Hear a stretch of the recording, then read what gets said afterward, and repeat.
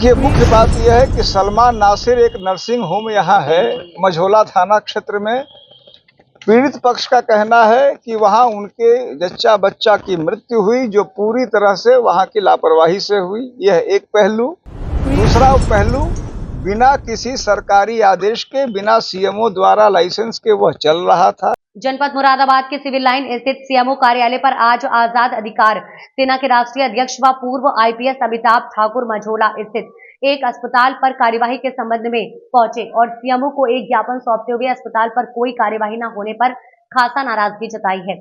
मामले में जानकारी देते हुए आजाद अधिकार सेना के राष्ट्रीय अध्यक्ष व पूर्व आईपीएस अमिताभ ठाकुर ने बताया कि सलमान नासिर नाम का एक हॉस्पिटल मंझौला थाना क्षेत्र में संचालित था।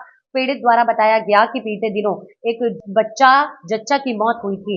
मामले की शिकायत अधिकारियों से की गई। सीएमओ ने संज्ञान लेते हुए अस्पताल को 3 बार सील कर दिया, जो कि बिना पंजीकरण के संचालित था। लेकिन जानकारी प्राप्त हुई है कि सीएमओ द्वारा बताया गया है कि अस्पताल पर लोहे की वेल्डिंग कराई गई थी, उसको भी तोड़ दिया गया है और अस्पताल को संचालित किया जा रहा है। सीएमओ द्वारा थाना अध्यक्ष और एसएसपी को एफआईआर के लिए लिखा गया है, लेकिन अभी तक कोई कार्यवाही नहीं हुई है। इसमें घोर लापरवाही बरती जा रही है। देखिए, मुख्य बात यह है कि सलमान नासिर एक नर्सिंग होम यहाँ है मझौला थाना क्षेत्र में। पीड़ित पक्ष का कहना है कि वहाँ उनके जच्चा बच्चा की मृत्यु हुई, जो पूरी तरह से वहाँ की लापरवाही से हुई। यह एक पहलू। दूसरा पहलू, बिना किसी सरकारी आदेश के, बिना सीएमओ द्वारा लाइसेंस के वह चल रहा था। यह दूसरा पहलू। हम अभी उसी हद तक यहाँ आए थे।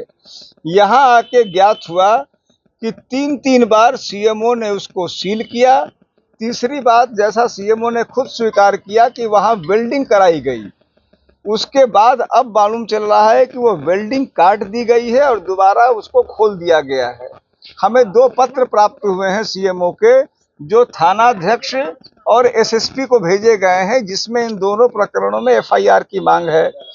सीएमओ ने एसएसपी को लिखा एफआईआर के लिए, इसके बाद भी अब तक एफआईआर नहीं हुई है और 3 बार इनके द्वारा लगाया गया सील उसको तोड़ दिया गया है। यह पूरा संदर्भ बताता है कि मुरादाबाद में जो प्रशासन की स्थिति, पुलिस की स्थिति अत्यंत ही दयनीय है। निश्चित रूप से यहाँ की व्यवस्था भयावह है। सीधे सीधे ये भारी घूसखोरी का मामला दिखता है, जहाँ बिना लाइसेंस के नर्सिंग होम चल रहा है। CMO, SSP, DM, commissioner, DIG सबकी जानकारी में और यह सब चल रहा है। और सबसे बड़ी बात कि 3 बार सील करने के बाद वो काट दे रहे हैं उसको। यह स्थिति है। सर, आपसे मेरा सवाल है, ये एक पहले हॉस्पिटल का मामला नहीं है, बल्कि मुरादाबाद के अंदर देखा जाए तो हॉस्पिटल सील होते हैं और चंद दिनों के बाद खोल दिए जाते हैं। ये किस तरह का मामला है कि आखिर वो क्यों खोले जा रहे हैं? अभी तक कोई भी ऐसा हॉस्पिटल नहीं है जिसको सीज किया हो, उस पर सख्त कार्रवाई की हुई है, बाद में चंद दिनों में खोल दिए जाते हैं वो। देखिए, सीधी सी बात है कि मेरे पास ये घटना का संज्ञान था। अब जब मैं आपके साथ आया हूँ, मैं जो मालूम किया है, तो मुझे सीधे सीधे ये एक रैकेट दिखता है, जहाँ पर जानबूझ के इनको सील किया जा रहा है, खोला जा रहा है। इसमें इस कार्यालय के अधिकारी, पुलिस के अधिकारी, प्रशासन के अधिकारी और जाहिर सी बात है कि नर्सिंग होम, और ये जिंदगी के साथ खुला खिलवाड़ है।